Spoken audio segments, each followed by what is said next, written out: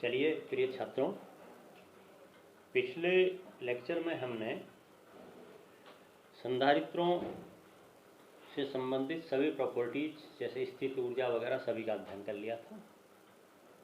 और अब हमें इस चैप्टर में केवल संधारित्रों का संयोजन, कॉम्बिनेशंस ऑफ कैपेसिटर कैसे हैं और कोई छोटा मोटा टॉपिक है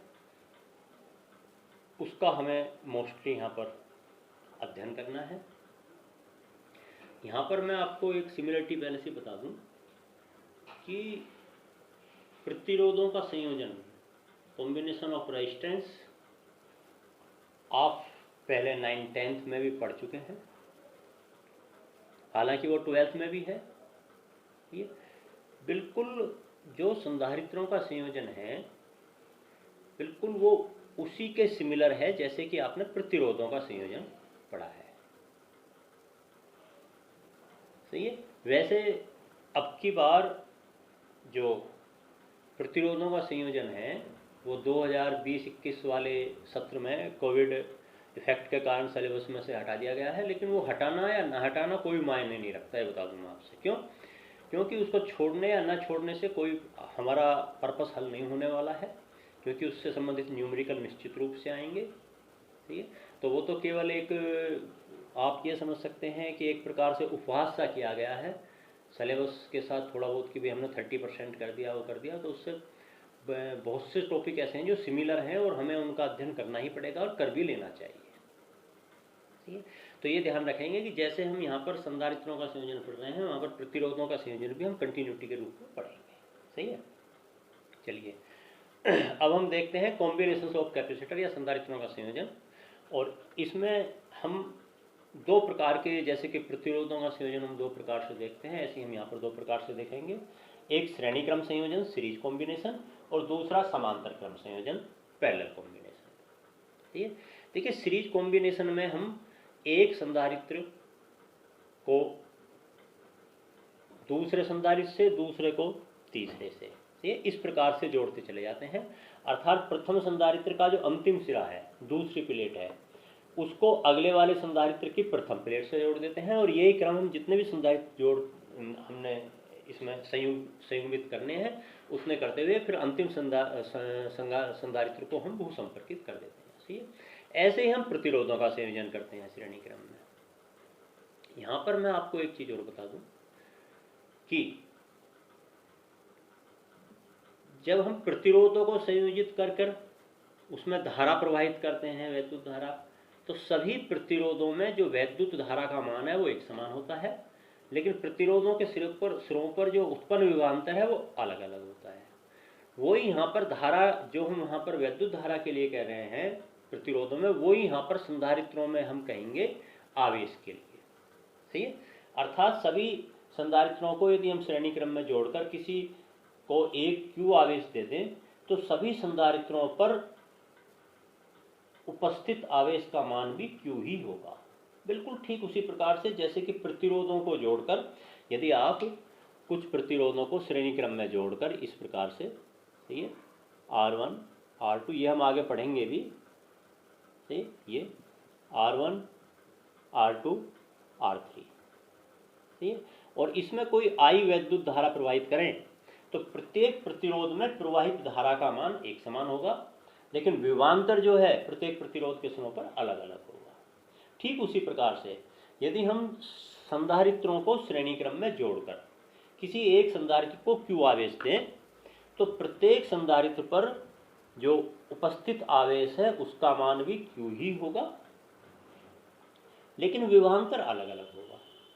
पहले आप इस लॉजिक को समझ लीजिए कि प्रत्येक संधारित्र पर आवेश Q कैसे होगा। देखिए मान लेते हैं आपने A बिंदु को किसी आवेशित निकाय से जोड़कर उसको Q आवेश प्रदान किया +Q, तो जो इसके सामने वाली प्लेट है इस पर, सही है, इस प्लेट पर जो इसके नजदीक वाला सिरा है इधर, इस पर प्रेरण के कारण कैसा आवेश उत्पन्न हो जाएगा? ऋणात्मक, ये हम पढ़ते आए हैं। और जो दूसरे वाला सिरा है उस पर कैसा उत्पन्न हो जाएगा? धनात्मक। अब चूंकि ये अगले वाली प्लेट जो है, ये इसकी जो अंतिम प्लेट है प्रथम संधारित्र की, वो द्वितीय संधारित्र की प्रथम प्लेट से जुड़ी हुई है, इसलिए जो ये धनात्मक आवेश इस सिरे पर उत्पन्न हो रहा है ठीक है, इस सिरे पर यहाँ पर वो प्रतिकर्षण के कारण, क्योंकि अधिक से अधिक दूर जाने का प्रयास करेगा, इसलिए कहाँ पर पहुंच जाएगा, अगले वाली प्लेट पर। सही है, तो आप समझ गए कि इस संधारित्र को हमने Q आवेश दिया और इस संधारित्र पर भी आवेश कितना हो गया, Q उत्पन्न हो गया। फिर इसी प्रकार से इसी क्रम को यहाँ पर दोहराया जाएगा। सही है, अर्थात जब इस पर +Q आवेश उत्पन्न हो गया तो यहाँ पर भी -Q प्रेरण के कारण नजदीक वाले सिरे पर, और दूर वाले सिरे पर +Q जो कि चालक तार से जुड़ा होने के कारण इस अगली प्लेट पर पहुंच जाएगा। और इस यहाँ पर सामने वाली प्लेट पर फिर पुनः इधर ऋणात्मक और दूसरे सिरे पर धनात्मक उत्पन्न होगा, जो पृथ्वी से जुड़ा हुआ है, भू संपर्कित होने के कारण पृथ्वी में चला जाएगा। इस प्रकार से यहाँ पर आपको जो इंपॉर्टेंट पॉइंट जो ध्यान रखना है, सही है, कि संयोजन को दिया गया आवेश या संयोजन पर आवेश बराबर Q, क्योंकि हमने Q ही प्रदान किया है, जो आपको ध्यान रखना है यहाँ पर। ठीक है, संयोजन पर और प्रत्येक संधारित्र पर भी आवेश Q। ये यहाँ पर थोड़ा आपको कंफ्यूज कर सकता है, लेकिन ये मैं लॉजिक बता चुका हूँ, इसलिए आपको ये ध्यान रखना है। प्रत्येक संधारित्र पर आवेश, ये भी आपको, ये बिल्कुल ठीक उसी प्रकार से जैसे कि वहाँ पर प्रतिरोध R1 में धारा I प्रवाहित की जाए तो R2 में भी I रहेगी, R3 में भी I रहेगी। सही है, बिल्कुल ठीक उसी वही लॉजिक आप यहाँ पर आवेश के लिए रख सकते हैं। बस अंतर केवल इतना है कि वहाँ पर आवेश का प्रवाह पढ़ रहे हैं हम प्रतिरोधों में, और यहाँ पर हम आवेश का संचय पढ़ रहे हैं, और कोई उसमें कोई लॉजिक में कोई अंतर नहीं है। तो संयोजन को दिया गया आवेश या संयोजन पर आवेश भी Q है, जो हमने इसको प्रथम संधारित्र को प्रदान किया है यहाँ पर A पॉइंट पर, और प्रत्येक संधारित्र पर आवेश भी Q है। सही है, अब विभवांतर इन संधारित्रों पर अलग अलग है। प्रथम संधारित्र पर उत्पन्न विभवांतर V1 है, इससे बराबर हम कितना लिख सकते हैं, Q/C1। दूसरे संधारित्र पर आवेश भी Q है और विभवांतर V2 है, तो V2 बराबर कितना लिख सकते हैं, Q/C2। और इसी प्रकार से V3, सही है, Q/C3। तीनों संधारित्र पर उत्पन्न विभवांतर के मान इतना लिख देंगे। इसलिए तुल्य विभव, तुल्य विभव का मतलब परिणामी विभव, परिणामी विभव भी कह सकते हैं हम। सही है, संयोजन पर परिणामी विभव, परिणामी विभव V बराबर V1 + V2 + V3। सही है, बराबर Q/C1 + Q/C2 + Q/C3। ठीक, Q कॉमन ले लेते हैं और Q को इधर ले आते हैं, implies that V/Q बराबर 1/C1 + 1/C2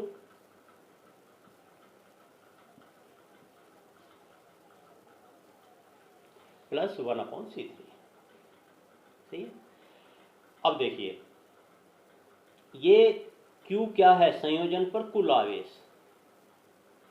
और V क्या है, तुल्य विभव परिणामी विभव। तो Q/V बराबर हम समझ सकते हैं किसके आ जाएगा, तुल्य धारिता के या परिणामी धारिता के। ठीक है, तो V/Q बराबर हम समझ सकते हैं, इससे कितना लिख सकते हैं, 1/C। तो इम्प्लाई दैट इस संयोजन की तुल्य धारिता 1/CS। CS में फोर्थ श्रेणी क्रम के यूज लिए कर रहा हूँ, CS फोर्थ श्रेणी क्रम, तो 1/CS बराबर 1/C1 + 1/C2 + 1/C3। तो ये संयोजन की तुल्य धारिता आ गई आपके पास। इस प्रकार से सूत्र आ गया 1/CS। CS यहाँ पर सिग्निफाई कर रहा है S for series combination. Okay, तो अर्थात हम इस निष्कर्ष पर पहुंचे कि श्रेणी क्रम में देखिए, जब हम प्रतिरोधों को हमने निकाला था वहां पर आया था R बराबर R1 + R2 + R3। सही है। क्यों? क्योंकि वहाँ पर भी हम ये लेकर चलेंगे v बराबर v1 plus v2 plus v3। बस यहाँ पर ये है v1 की जगह वहाँ पर हम कितना लिख दिया था i इंटू r1। अब भी यदि हम आगे करेंगे, प्रतिरोधों के लिए बता रहा हूँ मैं, v2 के स्थान पर i इंटू r2 और v3 के स्थान पर i इंटू r3 यदि हमने 3 प्रतिरोध जोड़े हुए होते। सही है। तो उस अवस्था में आया था r बराबर r1 plus r2 plus r3। सही है। तो प्रतिरोधों का संयोजन भी आप इसी से सिमिलर ध्यान रख सकते हैं। वहाँ पर हो सकता है हम इसको फिर अलग से डिस्कस ना करें। सही है। तो वहाँ पर प्रतिरोधों के संयोजन में रिजल्ट प्राप्त होता है श्रेणी क्रम में r प्लस r1, r बराबर r1 plus r2 plus r3, और यहाँ पर प्राप्त होता है तुल्य धारिता 1/cs, अर्थात जो वहाँ पर प्रतिरोधों में समांतर क्रम में प्राप्त होता है संयोजन में, वो यहाँ पर संधारित्र के श्रेणी क्रम में प्राप्त होता है। सही है। क्या प्राप्त हुआ कि तुल्य धारिता का व्यस्तक्रम बराबर है अलग अलग धारिताओं के व्यस्तक्रमों के योग के बराबर होता है, अर्थात परिणामी धारिता जो है वो संयोजन में उपस्थित न्यूनतम धारिता के मान से भी कम होती है। ठीक है। यहाँ पर यह ध्यान रखना है कि अर्थात जो तुल्य धारिता है वो संयोजन में उपस्थित न्यूनतम धारिता के मान से भी कम होती है। ठीक, एक तो इसमें ये ध्यान रखना है। अच्छा, यदि मैं आपसे ये कहूँ कि समान धारिता के n संधारित्र जोड़े जाएं, ठीक है, तो देखिए थोड़ा सा इसमें यहाँ पर चेंज आ जाएगा। ठीक है। अब ये श्रेणी क्रम हम थोड़ा सा ये हम इसको हटाकर चल रहे हैं यहाँ से। यदि मैं आपसे एक प्रश्न करूं कि समान धारिता C के n संधारित्र श्रेणी क्रम में जोड़ने पर,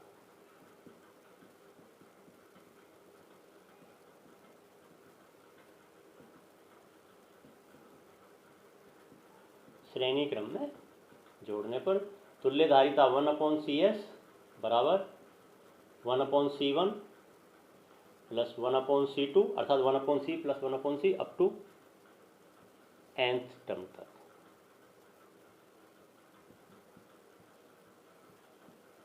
ठीक है। दैट मीन्स इक्वल टू कितना आ जाएगा n/C। सही है। इंप्लाइज दैट तुल्य धारिता CS बराबर C/n, अर्थात यदि हम समान धारिता के n संधारित्र श्रेणी क्रम में जोड़ दें तो तुल्य धारिता का मान एक धारिता का 1/nवां भाग रह जाता है। ठीक है। कम होती चली जाती है इसमें धारिता। ये ध्यान रखेंगे कि समांतर क्रम में हम जितने भी संधारित्र जोड़ते चले जाएंगे उतनी ही धारिता का मान कम होता चला जाएगा, और तुल्य धारिता का मान संयोजन में उपस्थित न्यूनतम धारिता के मान से भी कम रहेगा। ठीक। अब यहाँ पर आप एक चीज और ध्यान रखेंगे, यदि दो संधारित्र हैं तो केवल, यदि दो संधारित्र हैं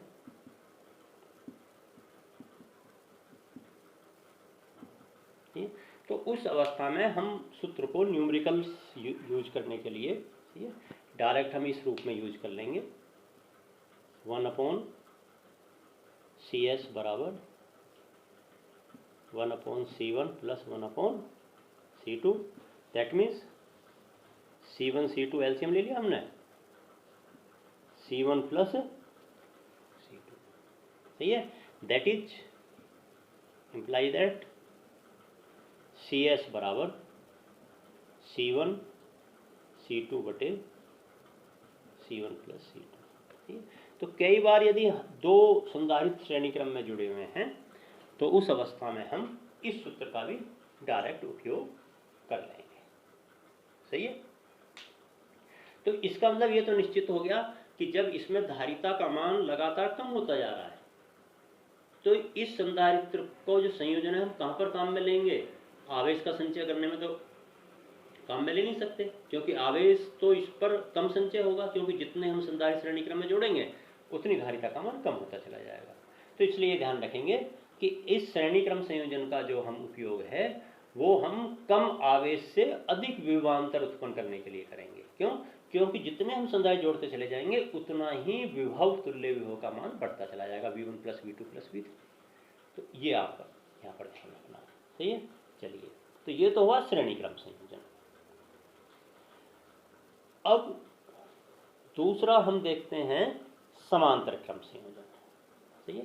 देखिए ये समांतर क्रम संयोजन है। समांतर क्रम संयोजन में हमने क्या कर रखा है कि जैसे 3 संधारित्र ले रखे हैं यहाँ पर C1, C2 और C3, जिनकी धारिता है। तीनों संधारित्रों की प्रथम प्लेट को, एक प्लेट को तो बिंदु ए से जोड़ दिया, ये सही है, और दूसरे प्लेट को बिंदु बी से जोड़ दिया और यहां पर हमने इसको भू संपर्कित कर दिया। तो ये संयोजन कहलाता है समांतर क्रम संयोजन या पैरेलल कॉम्बिनेशन। ओके, अब यहां पर क्या होगा, यदि हम Q आवेश देंगे इसको यहां पर ए बिंदु पर, तो अब ये Q आवेश इन तीनों संधारित्रों पर उनकी धारिताओं के अनुपात में वितरित हो जाएगा। अब यहां पर तीनों संधारित्रों पर आवेश समान नहीं होगा, जैसे कि अभी श्रेणी क्रम में पढ़ा था हमने। यहां पर तीनों संधारित्रों पर आवेश अलग अलग होगा। एक संधारित्र पर आवेश Q1, एक पर Q2 और एक पर Q3, सही है। हालांकि आवेश संरक्षण के नियम से तीनों जो Q आवेश है वो बराबर किसके होगा, Q1 plus Q2 plus Q3, तुल्य आवेश बराबर, ठीक है। अच्छा, प्रत्येक संधारित्र पर विभव एक समान होगा यहाँ पर, क्योंकि तीनों संधारित्र बिंदु ए और बी के बीच में जुड़े हुए हैं। तो हम C1 पर नापें विभव, C2 पर नापें या C3 पर नापेंगे हम ए और बी के बीच में। तो यहाँ पर तीनों संधारित्रों पर आवेश अलग अलग है, तो इसलिए हम तुल्य आवेश निकालेंगे। यहाँ पर विभव अलग अलग था, इसलिए हमने तुल्य विभव निकाला था, सही है। तो बराबर Q1 बराबर कितना है, C1 इंटू V, क्योंकि Q1 इस पर विभव V और धारिता C1, तो C1V लिख सकते हैं हम। Q2 बराबर कितना लिख सकते हैं हम, C2V। Q3 बराबर कितना लिख सकते हैं हम, C3V। ठीक है, एम्प्लाइज दैट V कॉमन आकर इधर आ जाएगा, तो हम लिख सकते हैं Q अपॉन V बराबर C1 plus C2 plus C3। अब देखिए Q क्या है, कुल आवेश जो हमने संयोजन को दिया है। V क्या है, कुल विभव। तो कुल आवेश बटे कुल विभव अर्थात तुल्य धारिता। तो इम्प्लाई दैट तुल्य धारिता संयोजन की, सही है, जो हम तुल्य धारिता हम लिखने जा रहे हैं, ये C बराबर C1 plus C2 plus C3, बस ये तुल्य धारिता। चूंकि ये पैरेलल कॉम्बिनेशन में आया है, इसलिए यहाँ पर मैं इसको लिख देता हूँ CP, सही है। तो आपने देख लिया कि यहाँ पर यदि हम समांतर क्रम में प्रतिरोधों का संयोजन निकाल रहे होते, तो यहाँ पर 1/R बराबर 1/R1 plus 1/R2 plus 1/R3 आएगा, सही है। वहाँ पर यहाँ पर हमने लिखा है Q बराबर Q1 plus Q2 plus Q3। वहाँ पर हम लिखते, जब यदि हम प्रतिरोधों का संयोजन निकाल रहे होते, तो जो है वहाँ पर हम लिखते I बराबर I1 plus I2 plus I3, क्योंकि वहाँ पर धारा विभाजित होती है। यहाँ पर आवेश विभाजित हुआ है तीनों में, प्रतिरोधों में धारा विभाजित होगी, तो इसलिए हम यहाँ पर केवल स्टार्टिंग यहाँ पर अलग आएगी, I बराबर I1 plus I2 plus I3, सही है। और प्रतिरोधों में समांतर क्रम में यदि हम निकाल रहे होते तो सूत्र इस रूप में आ जाता, 1/R बराबर 1/R1 plus 1/R2 plus 1/R3। तो ये लॉजिक यहाँ पर ध्यान रखना कि जो प्रतिरोधों में हमें तुल्य प्रतिरोध और उसके जो सूत्र प्राप्त होते हैं संधारित्रों में, उन सूत्रों की जो सिमिलरिटी है वो विपरीत हो जाती है, सही है। तो अब यहाँ पर क्या हुआ कि अर्थात समांतर क्रम में संधारित्रों को जोड़ने पर तुल्य धारिता बढ़ती चली जाती है, सही है। यदि हम n संधारित्र समान धारिता के n संधारित्र जोड़ दें, सही है, समान धारिता के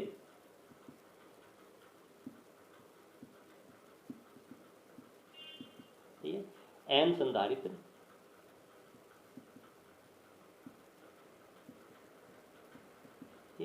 समांतर क्रम में जोड़ने पर, समांतर क्रम में जोड़ने पर, सही है, तुल्य धारिता CP बराबर C plus C up to कितना, n टर्म तक, ये अर्थात बराबर कितना, n इंटू सी। तो यहाँ पर धारिता n गुना हो जाती है। श्रेणी क्रम में धारिता घट रही थी, वहां पर धारिता 1/n गुना रह गई थी, यहाँ पर धारिता n गुना रह जाती है। अब यहाँ पर देखो, अब यदि इसकी यूटिलिटी क्या है इस संयोजन की, तो स्पष्ट दिखाई दे रही है कि यहाँ पर विभव तो संधारित्रों पर एक ही रहेगा, तीनों पर, अर्थात विभव तो हम समांतर क्रम में जोड़ते चले जाएं तो विभव नहीं बढ़ेगा, लेकिन यहाँ पर संचित आवेश की मात्रा, जितना ज़्यादा हमें आवेश देना होगा उतने हम संधारित्र ज़्यादा जोड़ देंगे। विभव अर्थात इस संयोजन का उपयोग कम विभव पर अधिक आवेश का संचय करने के लिए मुख्यतः करते हैं। ठीक है, तो इस प्रकार से हमने संधारित्रों का श्रेणी क्रम संयोजन और समांतर क्रम संयोजन ये दोनों देख लिया। अब यहाँ पर एक चीज़ ध्यान रखेंगे कि हम कुछ जो है विशेष तरह के उदाहरण जो कि संयोजन में कई बार आते हैं कि संयोजन इनके तुल्य धारिता यदि हमें दी हुई हो, प्लेटों को हमें जोड़कर दिखाया होगा संधारित्र को, तो हम उनकी तुल्य धारिता किस प्रकार से निकालते हैं। एक तो इस प्रकार के होते हैं कि जो नॉर्मली हमें स्पष्ट पता पड़ जाता है कि जैसे ये है, पता है कि समांतर क्रम में है, यदि 3 संधारित्रों की धारिता दी हुई है तो हम तुल्य धारिता निकाल देंगे। ठीक है, कई बार रेखा चित्रों में, डायग्राम में ऐसा हो जाता है कि हम ये जस्टिफाई नहीं कर पाते कई बार कि उसे हम श्रेणी क्रम माने या समांतर क्रम माने। ठीक है, तो कुछ अब विशेष प्रकार के कुछ प्रश्न मैं आपको यहाँ पर जो है प्रश्नों से परिचित करा रहा हूँ, जो आपको आगे जब आप न्यूमेरिकल एक्सरसाइज करेंगे, सोल्व करेंगे, तो उसमें आपकी उससे हेल्प हो जाएगी।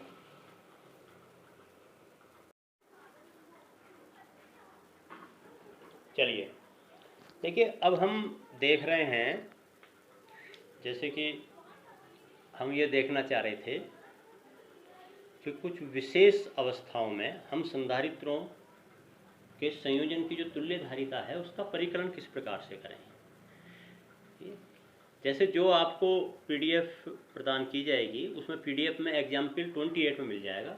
देखिए ये ध्यान रख लेंगे कि जो भी ये क्वेश्चन या न्यूमेरिकल्स करा रहा हूँ मैं वो सारी पीडीएफ भी हम डाउनलोड कर रहे हैं इसमें, तो आप पीडीएफ में उस क्वेश्चन को देखकर और यहाँ से उसकी हेल्प ले सकते हैं। तो देखिए क्वेश्चन ये है कि 3 संधारित्र जैसे कि यहाँ पर हमने दिखाए गए हैं, ए और बी बिंदुओं के बीच में इस प्रकार से जोड़े गए हैं। अब हमें इन तीनों संधारित्रों की तुल्य धारिता निकालनी है। अब यहाँ पर यदि आप ध्यान से देखें तो हमारे पास समस्या आती है सबसे पहले कि हम न तो अभी फिलहाल जो हमें डायग्राम यहाँ पर दिया गया है इससे न तो हम ये जस्टिफाई कर पा रहे हैं कि ये श्रेणी क्रम में है। क्यों? क्योंकि बीच में देखिए ये एक चालक तार जुड़े हुए हैं, और ना हम ये जस्टिफाई कर पा रहे कि ये समांतर क्रम में है। तो इसको देखने के लिए हमें थोड़ा इनको दोबारा रीअरेंज करना पड़ेगा। रीअरेंज कैसे करेंगे? मैं इन संधारित्रों की प्लेटों को क्रम दे रहा हूँ, जैसे प्रथम प्लेट, द्वितीय प्लेट, तृतीय, चतुर्थ, पंचम, षष्टम, 6 प्लेटें हैं, मैंने इनका नाम दे दिया। अब यहाँ पर मैं जो बीच वाले पॉइंट हैं इन्हें मैं यहाँ पर ये P और इसको मैं कह देता हूँ Q। सही है। चलिए अब हम इनको दोबारा रीअरेंज करके ये देखना चाह रहे हैं कि इन संधारित्रों को हम किस प्रकार से रीअरेंज कर सकें, ये ताकि हम ये जस्टिफाई कर सकें कि हम इनके तुल्य धारिता निकालने के लिए इनको हम श्रेणी क्रम में माने या समांतर क्रम में माने। देखिए प्रथम प्लेट संधारित्र की किससे जुड़ी हुई है? ए से। तो मैं पहले यहाँ पर ये लिख रहा हूँ ए बिंदु से कौन कौन सी प्लेट जुड़ी हुई हैं। देख लो आप, नंबर प्रथम प्लेट जुड़ी हुई है, और ध्यान से देखें आप तो ये P बिंदु चालक तार से ए बिंदु से ए से जुड़ा हुआ है, तो 4 और 5 नंबर की प्लेट जो हैं ये ए से सीधी जुड़ी हुई हैं। देख लीजिए आप, 4 और 5, और ये P बिंदु कहाँ चालक तार से किससे जुड़ा हुआ है? ये रहा ए से। तो ए से 3 प्लेटें जुड़ी हुई हैं। ये भले चाहे डायग्राम में वैसे दिखाई दे रही है, लेकिन प्रत्यक्षतः ये अप्रत्यक्षतः ए से जुड़ी हुई हैं। और बी बिंदु से देख लेंगे आप कौन कौन सी प्लेटें जुड़ी हुई हैं बी से। एक तो 6th नंबर की प्लेट है ही, ये रहा, और बाकी ये 2 और 6 नंबर की प्लेट बी से ये जुड़ी हुई है, और एक ध्यान से देखेंगे 2 नंबर की प्लेट और 3 नंबर की प्लेट ये जुड़ी हुई हैं बी से। सही है। तो वास्तव में जो हमें डायग्राम दिखाई दे रहा है, इसको यदि हम रीअरेंज करके बनाएं तो वास्तविक डायग्राम इसका इस प्रकार से बनेगा। ए बिंदु से जुड़ी हुई हम 3 प्लेटें दिखा देते हैं।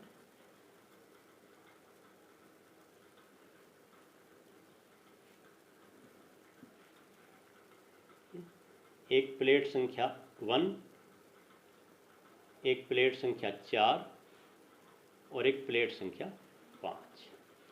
सही है। ये तीनों 1, 4 और 5। ठीक है।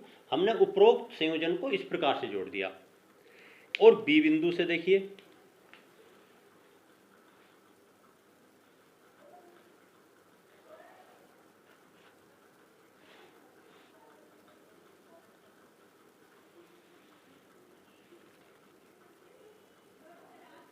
तीन प्लेटों को हम पी बिंदु से जुड़ा हुआ दिखा देते हैं। सही है। कौन कौन सी को? 6, 2 और 3 को। सही है। अब 6 नंबर की प्लेट वहां पर किसके सामने है? 5 के। तो देखिए ये रही 6। सही है। बी बिंदु से जुड़ा हुआ दिखा दिया 6 नंबर की प्लेट। 2 नंबर की प्लेट किसके सामने है? 1 के। तो ये 2 नंबर की प्लेट हो गई। और 3 नंबर की प्लेट किसके सामने है? प्लेट नंबर 4 के। तो ये 3 देखिए स्वतः ही अपने इस प्रकार से आ गई। और ये संयोजन जो है इस प्रकार से हो गया। अब रीअरेंजिंग कर, सही है।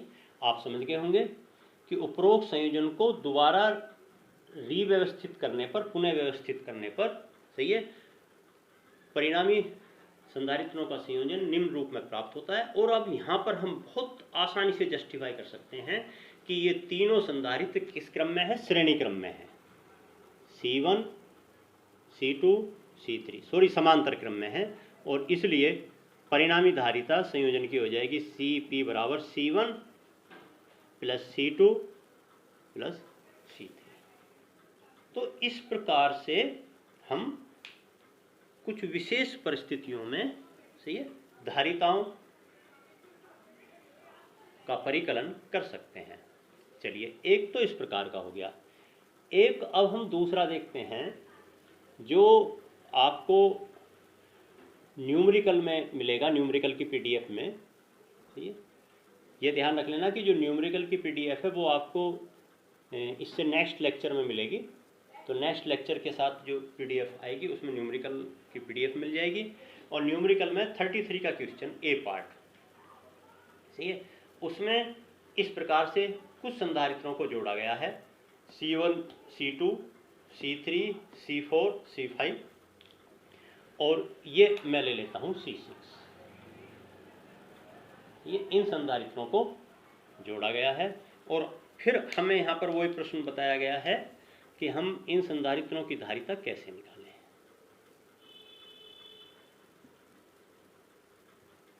सही है। चलिए देखिए, यहाँ पर भी हमें वही करना पड़ेगा कि इसका हमें रीअरेंज डायग्राम बनाना पड़ेगा, जिसे हम बोलते हैं पुनः व्यवस्थित डायग्राम। रीअरेंज डायग्राम कह दो या पुनः व्यवस्थित डायग्राम कह दो, सही है, या तुल्य परिपथ चित्र कह दो। कैसे ही कह दो, तुल्य परिपथ चित्र, इक्विवेलेंट सर्किट, तुल्य परिपथ चित्र। सही है। जैसे कि अभी हमने पहले बनाया था कि न्यूमेरिकल 33 का ए पार्ट है। देखिए C6 तो हमें स्पष्ट दिखाई दे रहा है कि जो ये हमें यहाँ पर कंफ्यूजन केवल ए और आर के बीच में हो रहा है कि हमें इन संधारित्रों को कैसे माने। तो इसको थोड़ा रीअरेंज जब हम करेंगे तो देखिए ये थोड़ा सा आप यहाँ पर ध्यान देंगे कि बी बिंदु, C6 और अब हमें यहाँ पर, सही है, थोड़ा सा यदि आप ध्यान दें यहाँ पर, थोड़ा सा भी आप यदि अपने मस्तिष्क पर जोर डालेंगे तो देखिए मैं यहाँ पर एरो बना रहा हूँ। यदि मैं यह P बिंदु है इसको खींचकर नीचे की तरफ लाऊं और इस Q बिंदु को ऊपर की तरफ खींचकर ले जाऊं यूँ, यदि हम इसको इस प्रकार से रीअरेंज करें कि जो P बिंदु है इसको नीचे की तरफ और Q को देखिए इस प्रकार से आप इसको घुमाने की कोशिश करिए, कल्पना करिए, ठीक है। और आप देखेंगे कि यदि हम इसको इस प्रकार से करेंगे तो यहाँ पर जो सामने डायग्राम है वो इस प्रकार से बनेगा।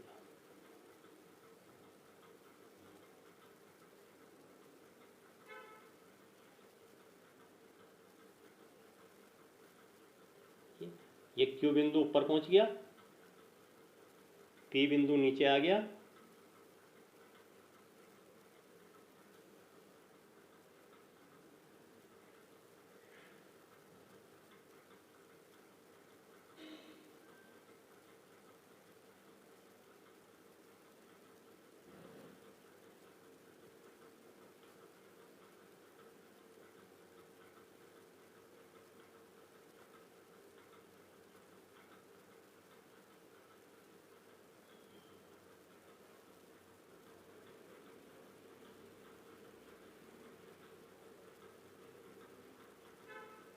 देखिए।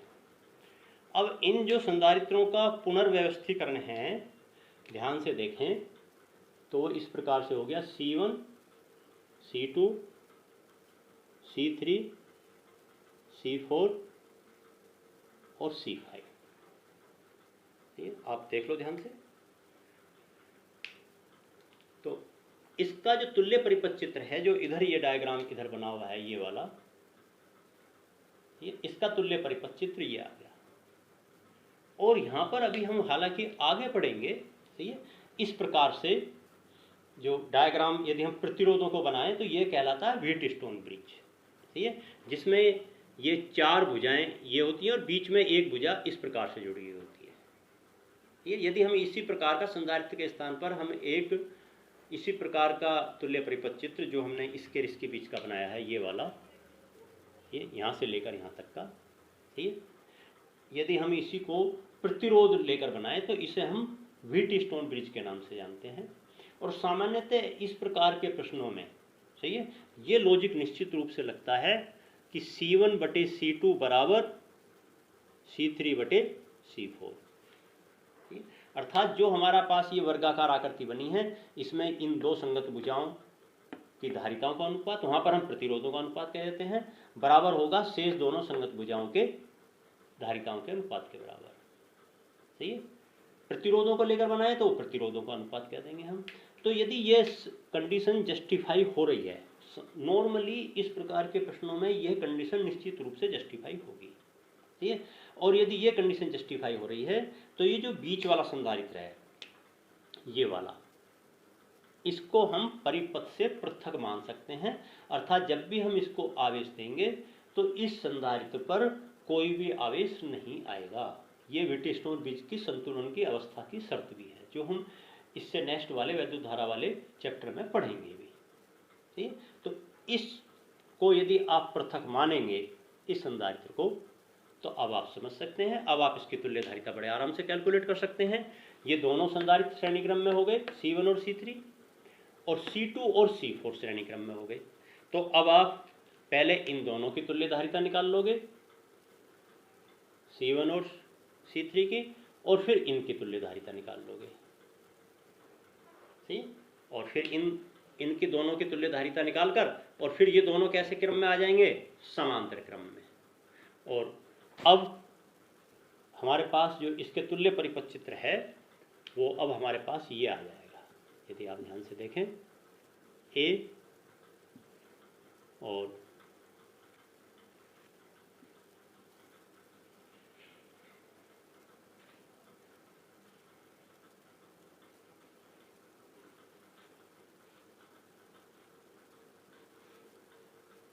C6 ये धारिता, सही है। ये C1 और C3 की तुल्य धारिता है, यहाँ पर ये ध्यान रखना, सही है, श्रेणी क्रम में। और ये C2 और C4 की तुल्य धारिता है, सही है, ये C1 और C3 की, सही है।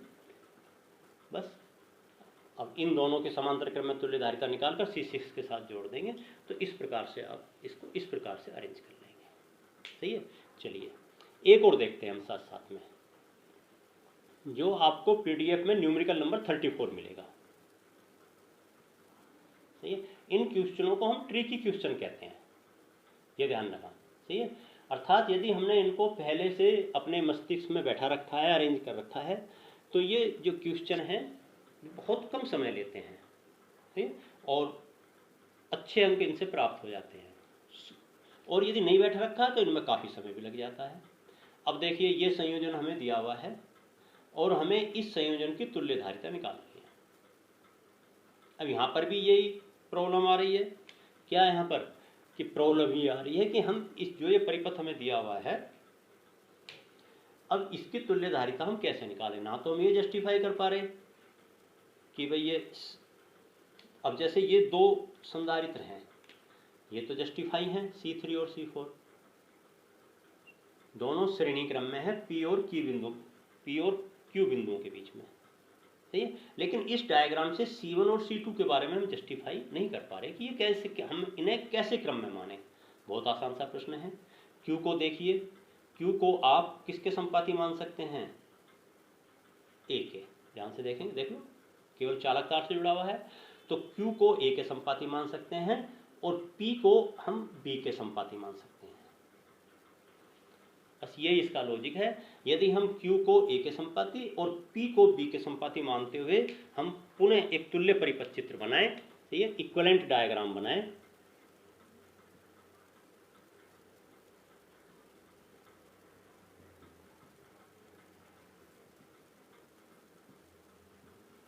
तुल्य परिपथ चित्र।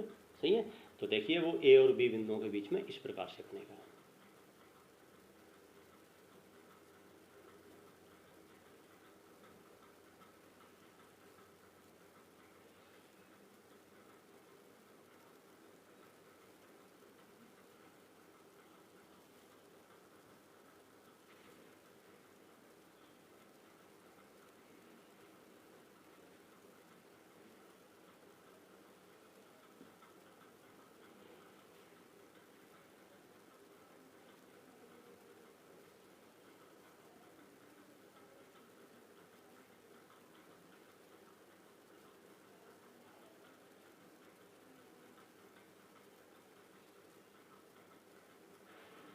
इस प्रकार से। सही है। अब आप समझ गए होंगे कि C1 C2 और C3 C4 का, C3 और C4 कैसे क्रम में, श्रेणी क्रम में, तो आप इन दोनों की तुल्य धारिता आसानी से निकाल लेंगे 1/C3 प्लस 1/C4 करके, या C3 C4 upon C3 plus C4 करके। और फिर ये तीनों संधारित्र C1 C2 और जो इसकी तुल्य धारिता आएगी, तीनों कैसे क्रम में है, आपस में समांतर क्रम में। तो इस संयोजन की तुल्य धारिता यदि हम निकालने लगे तो C1 plus C2 plus C3 C4 बटे C3 प्लस C4, ये इस संयोजन की तुल्य धारिता आ जाएगी। तो इस प्रकार से अनेक प्रश्नों में हमें उनका रीअरेंजमेंट करना पड़ता है डायग्राम में, ये ध्यान रखना। ये ऐसा ही हम वहाँ पर जब प्रतिरोधों से संबंधित करेंगे उसमें भी हम ऐसा ही लेके चलेंगे। तो ये हम आगे न्यूमेरिकल्स में हल करते समय ये जो ट्रिक मैंने आज बताई हैं, इनको आप अच्छे प्रकार से ध्यान रखेंगे, मस्तिष्क में बैठा लेंगे, आगे आपको न्यूमेरिकल सोल्व करने में आसानी रहेगी। ठीक है। धन्यवाद।